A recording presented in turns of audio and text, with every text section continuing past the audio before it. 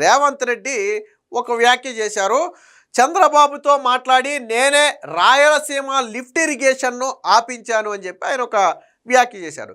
సరే, ఆయన ఏ ఉద్దేశంతో మాట్లాడారు అనేది మనకు తెలియదు. వాస్తవానికి అక్కడ రాజకీయ ప్రయోజనాల దృష్ట్యా ఆయన మాట్లాడాడు. కానీ వాస్తవానికి ఆ మాట ఆయన మాట్లాడి ఉండకూడదు. ఎందుకంటే రేవంత్ రెడ్డి చెప్పలేదు, ఈయన ఆపలేదు. సో ఆ రెండు కూడా అబద్ధమే. ఎందుకు అబద్ధం అంటున్నాను అనేది మన దగ్గర ఆధారాలు ఉన్నాయి. నేను అవి కూడా చూపిస్తాను. అయితే ఎప్పుడైతే రేవంత్ రెడ్డి వ్యాఖ్య చేశాడో కరెక్ట్గా వైసీపీకి కొబ్బరి చెప్పు కోసం ఎదురు చూస్తున్న కోతికి ఏదైనా చెప్పు దొరికితే ఎలాగా దొరకగానే వెళ్ళిపోద్ది, అలాగా ఏమీ లేక ఏం చేయాలని ఆలోచిస్తున్నటువంటి వైసీపీకి ఇష్యూ దొరికింది. సో దీంతో ఆల్రెడీ చంద్రబాబు రేవంత్ రెడ్డి గురు శిష్యులు కాబట్టి ప్రజలు కూడా బలంగా నమ్మటానికి అవకాశం ఉందని చెప్పి విపరీతమైనటువంటి విష ప్రచారం చేసి, మనకుంది కదా అవినీతి పత్రికోటి ఉంది కదా, సగ ఫ్రీగా ఏదైనా వేసుకోవచ్చు. 5 ఏళ్ల పాటు అలా జగన్మోహన్ రెడ్డికి జాకీలేస్తేనే 11 సీట్లు ఇచ్చారు. ఆ విషయాన్ని వాళ్ళు మర్చిపోతున్నారు. సరే, అది వేరే విషయం అనుకోండి. ఒక ఆర్టికల్ ప్రచురించారు. సీమద్రోహి చంద్రబాబు రేవంత్ రెడ్డి చెప్పాడని సీమ ప్రాజెక్టుని రాయలసీమ లిఫ్ట్ ఇరిగేషన్ని ఆపేశాడు, రాయలసీమకు ఎనలేని ద్రోహం చేశాడు, తెలంగాణ ప్రయోజనాల కోసం ఆంధ్ర ప్రజల ప్రయోజనాలు తాకట్టు పెట్టాడని చెప్పి పెద్ద పెద్ద ఆర్టికల్స్ పెట్టేసి మేధావుల ముసుగులో ఎప్పుడు వాళ్ళకి మాట్లాడే అనలిస్టులు తీసుకొచ్చి అందులో కూర్చోబెట్టి మాట్లాడారు. పాప విషయం ఏంటంటే వాళ్ళకి రాయలసీమ లిఫ్ట్ ఇరిగేషన్ అంటే ఏంటో కూడా తెలియదు. తెలియకపోయినా కానీ రేవంత్ రెడ్డి మాటలను పట్టుకుని మాత్రం మాట్లాడుతూ సాగదీస్తూ ఉంటారు.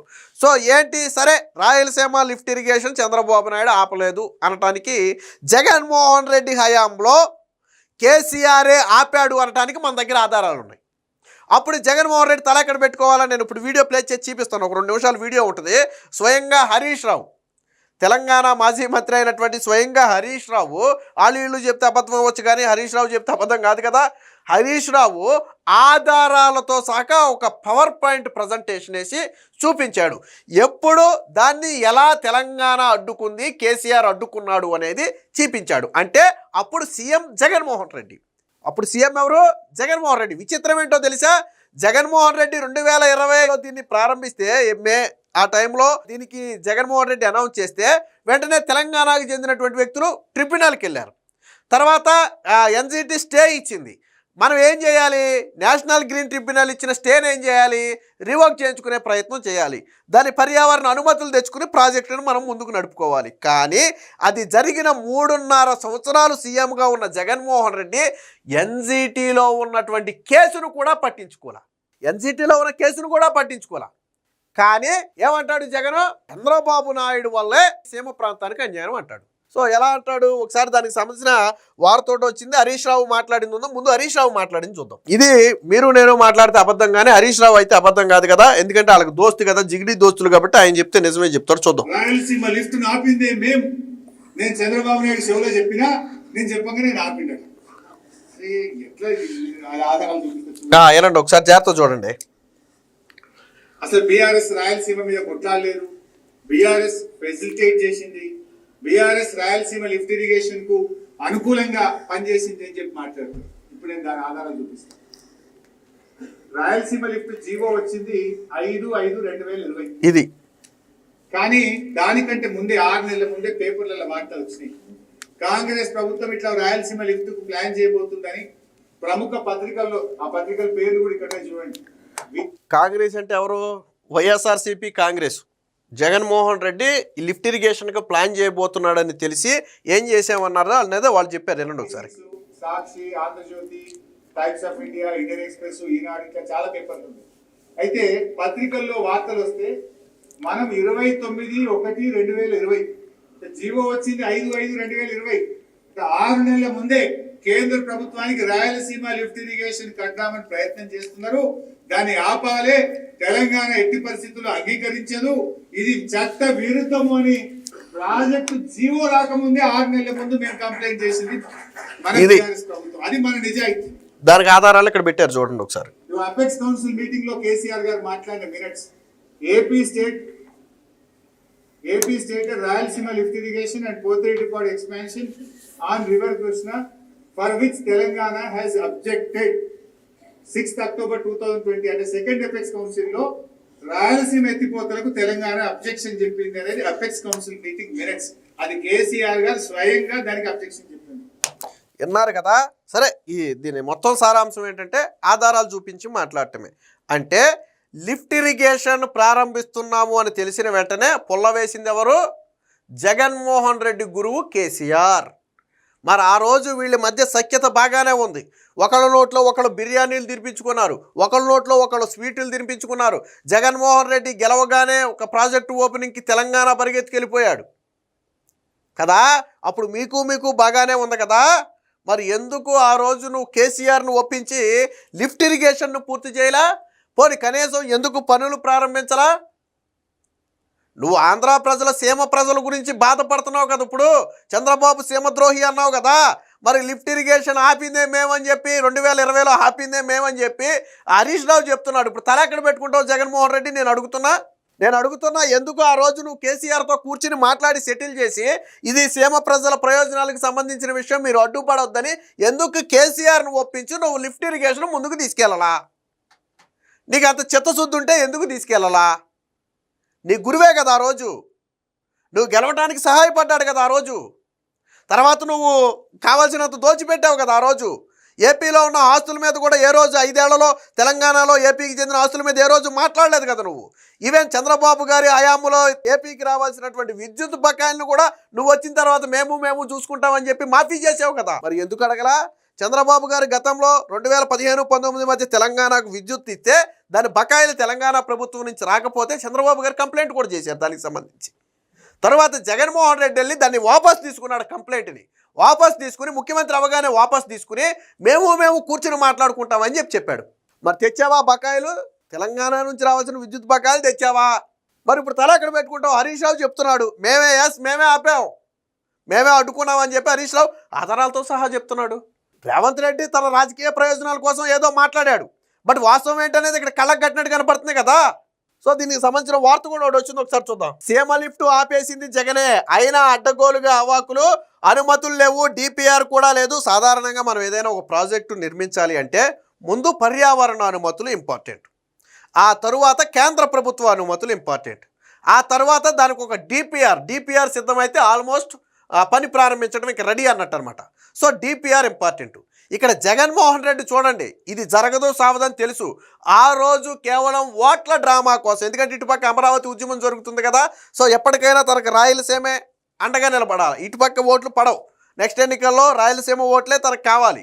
కాబట్టి ఒక డ్రామాకు తెరదీశాడు, అదే రాయలసీమ లిఫ్ట్ ఇరిగేషన్ డ్రామా. ఎందుకు డ్రామా అన్నాను అంటే చిత్తశుద్ధి ఉన్నవాడు ముందు అనుమతులు తీసుకురావాలా, తర్వాత డిపిఆర్ తయారు చేయాలా, ఆ తర్వాత పనులు ప్రారంభించాలా. కానీ ఇక్కడ చిత్తశుద్ధి లేని జగన్మోహన్ రెడ్డి ఆడేది డ్రామా కదా. డ్రామా కోసం అనుమతులు ఎందుకు, డిపిఆర్ ఎందుకు? అందుకనే కేంద్రం అనుమతులు తీసుకోలేదు, పర్యావరణ అనుమతులు తీసుకోలేదు, డిపిఆర్ తయారు చేయలేదు. మరి ఏం బీగుదామని? డిపిఆర్ లేకుండా, అనుమతులు లేకుండా లిఫ్ట్ ఇరిగేషన్లు ఏం బీగుదామని? అది జగన్ చేసింది. అయినా 3,378 కోట్ల అంచనాతో 2020 మే 5న ప్రాజెక్టుకు జగన్ శ్రీకారం. అది కేవలం ఇదే చెప్పా కదా, ఓట్ల డ్రామా. స్టే విధించిన జాతీయ ట్రిబ్యునల్, అప్పుడు కోర్టుకు వెళ్ళింది తెలంగాణ వాళ్ళు. స్టే విధించిన జాతీయ ట్రిబ్యునల్ పర్యావరణ అనుమతులు వచ్చాకే చేపట్టాలని కేంద్రం ఆదేశాలు.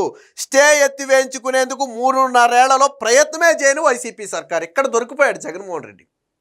కేంద్రం ఎన్జిటి ఏం చేసింది? స్టే విధించింది. మీరు అనుమతులు తీసుకోకుండా ఎలా కడతారని స్టే విధిస్తే కేంద్రం ఏమందంటే మీరు పర్యావరణ అనుమతులు తీసుకుని మీరు ప్రాజెక్టు కట్టుకోండి అని చెప్పింది కేంద్రం.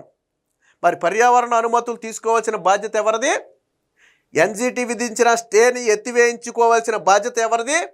పోనీ జగన్మోహన్ రెడ్డి చివరిలో 1-2 నెలలు మాత్రమే అధికారంలో ఉంటే ఏం చేయగలదురని మనం అనుకుంటే ఓకే, ఎన్నికల ముందు ఇదేదో జరుగుంటే ఆయన ఏం చేస్తాడులే, ఆ పని ఇప్పుడు కూటమి ప్రభుత్వం చేయాలంటే అదొక సబాబు. నువ్వు వచ్చేళ్ళ అప్పుడు నువ్వు నేషనల్ గ్రీన్ ట్రిబ్యునల్ స్టే విధించిన తరువాత 3.5 సంవత్సరాల పాటు నువ్వు సీఎంగా ఉన్నావు.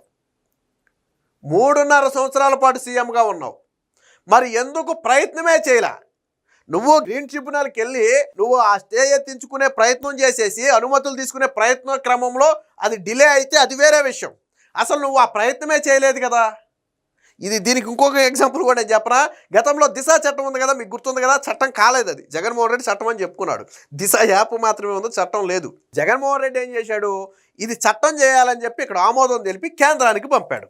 అక్కడ కేంద్ర న్యాయశాఖ కావచ్చు, హోంశాఖ కావచ్చు కొన్ని అభ్యంతరాలు తెలిపింది. ఈ చట్టం చెయ్యాలి అంటే ఈ సవరణలు చెయ్యాలి, చట్టంలో ఈ సవరణలు చెయ్యాలని దాన్ని తిరిగి రెటిఫై చేసి మాకు పంపండి అని చెప్పి వెనక్కి పంపితే మళ్ళీ తిరిగి జగన్మోహన్ రెడ్డి దాని కేంద్రానికే పంపలా.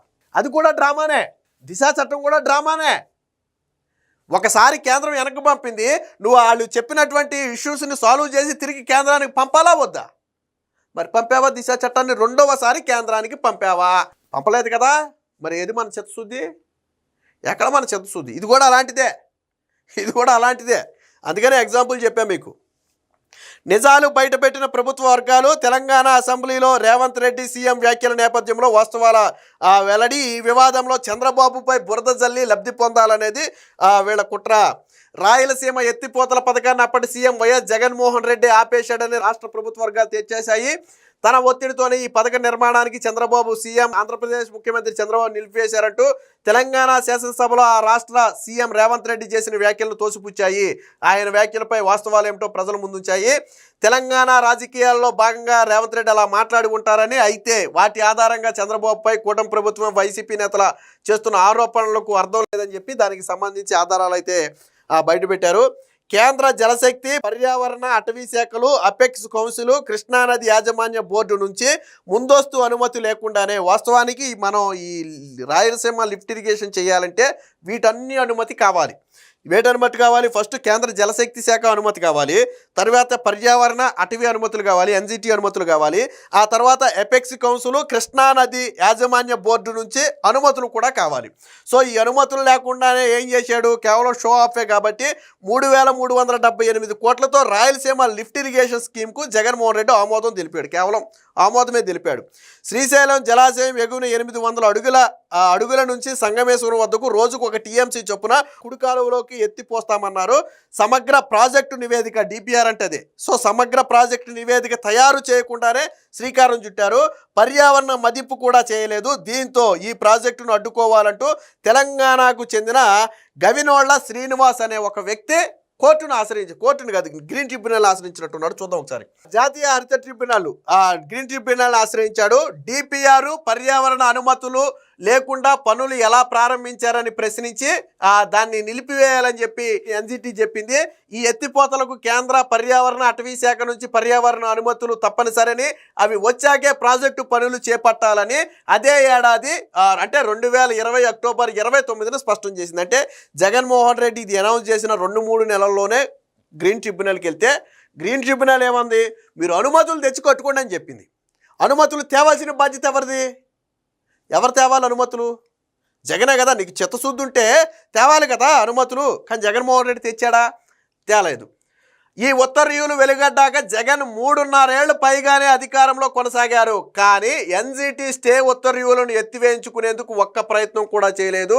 వాస్తవం ఇలా ఉంటే చంద్రబాబు వల్లే లిఫ్ట్ ఇరిగేషన్ ఆగిపోయింది, దానికి రేవంత్ రెడ్డి వ్యాఖ్యలే సాక్ష్యం అని చెప్పి విషం చిమ్ముతున్నారు. మరి నేను రేవంత్ రెడ్డి వ్యాఖ్యలు, నోటితో మాట్లాడిన వ్యాఖ్యలు, నేను హరీష్ రావు మాట్లాడిన వ్యాఖ్యలు ఆధారాలతో సహా చూపించా. హరీష్ రావు మాట్లాడింది నేను ఆధారాలతో సహా చూపించా. జగన్మోహన్ రెడ్డి సీఎంగా ఉన్నప్పుడే కేసీఆర్ దీన్ని అడ్డుకున్నాడు అని ఆయన ఆధారాలతో సహా చూపించారు. ఎపెక్స్ కౌన్సిల్లో మేము అడ్డుకున్నాం అని ఆధారాలతో సహా చూపించాడు. అంటే అప్పుడు సీఎం ఎవరు? జగన్ కదా. మరి అప్పుడు ఎందుకు జగన్ అటు కేసీఆర్తో మాట్లాడి దాన్ని ఒప్పించలేదు? ఇటు పర్యావరణ అనుమతులు ఎందుకు తీసుకురాలేదు? మరి ఇప్పుడు ఎలాగా క్రెడిట్ మింగాలని చూస్తున్నారు?